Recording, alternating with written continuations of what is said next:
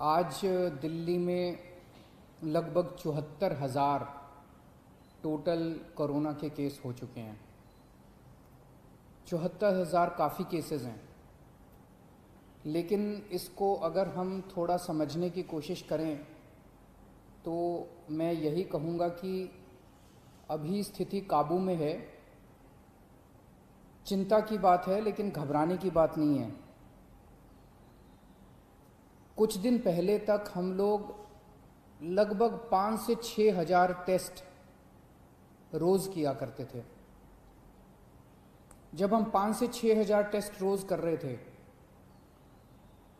तो 2 से 2,500 केस रोज आते थे पॉजिटिव। हमने टेस्ट की संख्या बढ़ा के 18,000 कर दी। पिछले कुछ दिनों से 18 से 20,000 टेस्ट रोज़ हो रहे हैं, तो 3 गुना हमने टेस्ट की संख्या बढ़ा के कर दी। तो जाहिर तौर पे जब टेस्ट इतने बड़े स्केल पे कर रहे हैं तो केसेस भी थोड़े से बढ़ रहे हैं। तो जैसे जब हम 5 से 6 हज़ार टेस्ट रोज़ कर रहे थे तो 2 से 2,500 केस पॉजिटिव आते थे। अब जब 18,000 केस रोज़ कर रहे हैं तो अब 3 से 3,500 केस इतने ही बढ़े। हमने टेस्ट 3 गुने कर दिए, लेकिन पॉजिटिव केस 2 से 3,000, पहले 2,000 आते थे, अब 3,000 आने लगे, 3,500 आने लगे। तो जाहिर तौर पे मान लीजिए कल हम 1 लाख, 2 लाख, 3 लाख टेस्ट करेंगे तो केसेस थोड़े से ज़्यादा आएंगे। अच्छी बात यह है कि 74,000 टोटल केस अभी तक हुए, इनमें से 45,000 लोग ठीक हो चुके हैं। तो लोग बड़ी तेजी से जल्दी जल्दी ठीक हो रहे हैं। ज़्यादा टेस्ट करने की वजह से ज़्यादा संख्या बढ़ती हुई दिख रही है, लेकिन लोग ठीक बहुत तेजी से हो रहे हैं। 2400 के करीब टोटल लोगों की अभी तक मौत हुई है दिल्ली में। आज की डेट में 26,000 टोटल पेशेंट हैं। अभी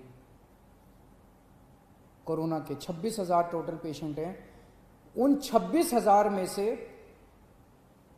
केवल 6,000 हॉस्पिटल में हैं, बाकी सब अपने घर पे अपना इलाज करा रहे हैं।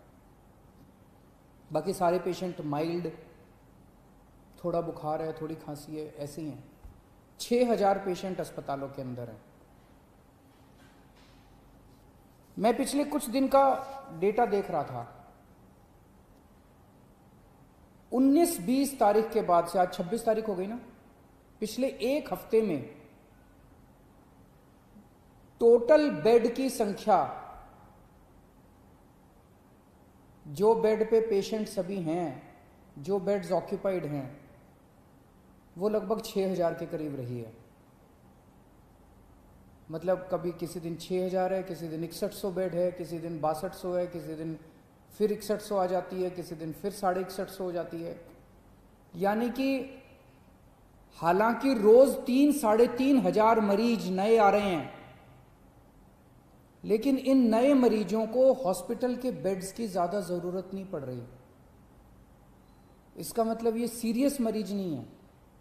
दिल्ली में जितने लोगों को कोरोना हो रहा है वो माइल्ड कोरोना हो रहा है, हल्का कोरोना हो रहा है। कोरोना होता है वो ठीक हो जाते हैं, उनको अस्पताल जाने की कम लोगों को ज़रूरत पड़ रही है। और जितने लोगों को अस्पताल से छुट्टी मिल रही है, लगभग उतने ही लोगों को अस्पताल जाने की ज़रूरत पड़ रही है। तो बेड की रिक्वायरमेंट जो है अपने दिल्ली में, वो अब 6,000, पिछले एक हफ्ते से लगभग 6,000 बेड्स की ज़रूरत है। और अभी हमारे पास दिल्ली में 13,500 बेड हमने तैयार कर रखे हैं। अस्पतालों में 13,500 बेड इस टाइम अपने तैयार हैं। उसमें से 7,500 बेड खाली हैं और केवल 6,000 बेड पे पेशेंट हैं। और ये 6,000 बेड पिछले एक हफ्ते से लगातार कांस्टेंट आ रहा है। मुझे ऐसा लगता है कि आने वाले समय में अगर ज़रूरत पड़ी तो शायद हो सकता है आईसीयू के बेड की ज़रूरत पड़े।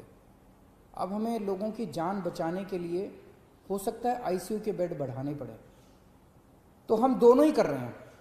हालांकि हमने आज 13,500 बेड हमारे पास है, 7,500 बेड खाली हैं, फिर भी आज हमने कैबिनेट करी थी, कैबिनेट में हमने बुराड़ी के अस्पताल में 450 बेड और बढ़ाने की परमिशन दे दी, उसका पैसा सैंक्शन कर दिया। दिल्ली के बैंक्वेट हॉल्स के अंदर, अभी आप लोगों ने अखबारों में पढ़ा होगा, मैं परसों गया था, LNJP हॉस्पिटल के सामने एक बैंक्वेट हॉल है, उस बैंक्वेट हॉल के अंदर 100 बेड का हमने इंतजाम किया है। ऐसे दिल्ली के जगह जगह बैंक्वेट हॉल्स के अंदर हम बैंक्वेट हॉल को अस्पताल के साथ जोड़ देंगे। उस बैंक्वेट हॉल में हम बेड, दिल्ली के कई सारे बैंक्वेट हॉल्स में बेड्स का इंतजाम कर रहे हैं। तो हम हाथ पे हाथ धर के नहीं बैठे। जैसा मैंने कहा, पिछले एक हफ्ते में 6000 बेड से ज़्यादा की जरूरत नहीं पड़ रही। आज हमारे पास 13,500 बेड है, फिर भी कल के लिए हम तैयारी कर रहे हैं, परसों के लिए तैयारी कर रहे हैं। अगर बाई चांस ज़्यादा ज़रूरत पड़ती है तो हम उसकी तैयारी कर रहे हैं। बीच में कुछ दिन ऐसे थे, जून के महीने के पहले हफ्ते में, जब थोड़ी सी पूरे दिल्ली के अंदर बेड की कमी हुई थी, मेरे पास भी खूब फ़ोन आते थे। रात रात भर मैं लोगों के फ़ोन अटेंड करता था, उनके लिए बेड का इंतज़ाम करता था, इस अस्पताल में उस अस्पताल में। अब स्थिति कंट्रोल में है।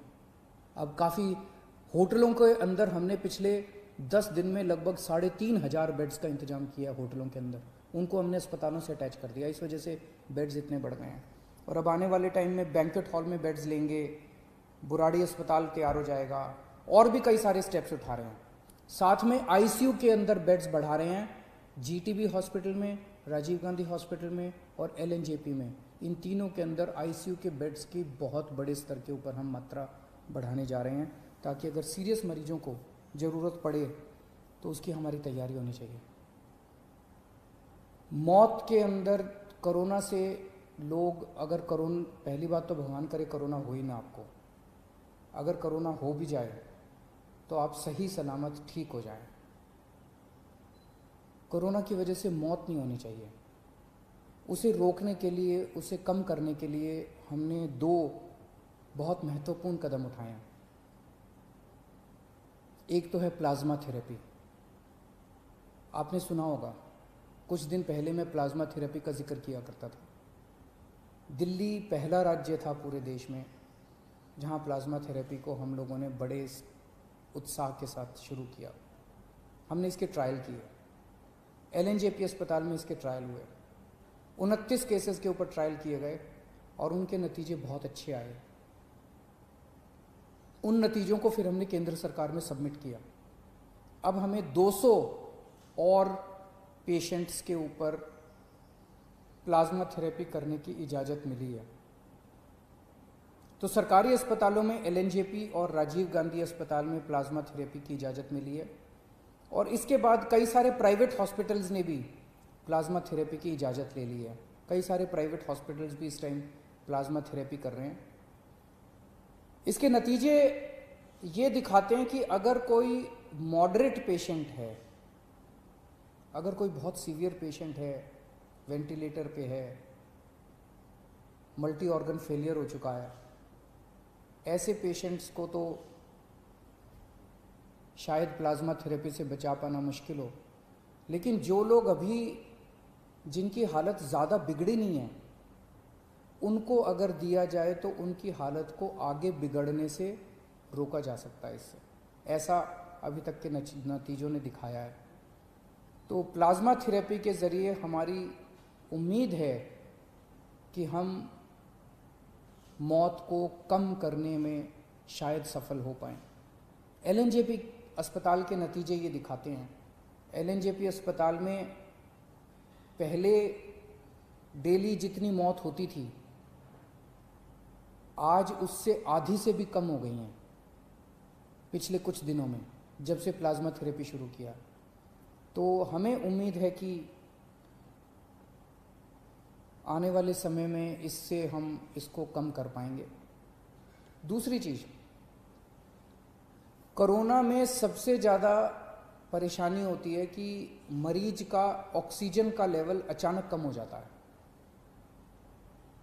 एक आम आदमी का ऑक्सीजन का लेवल 95 होना चाहिए।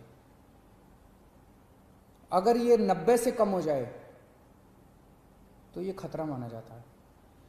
85 से कम हो जाए तो बहुत सीरियस माना जाता है।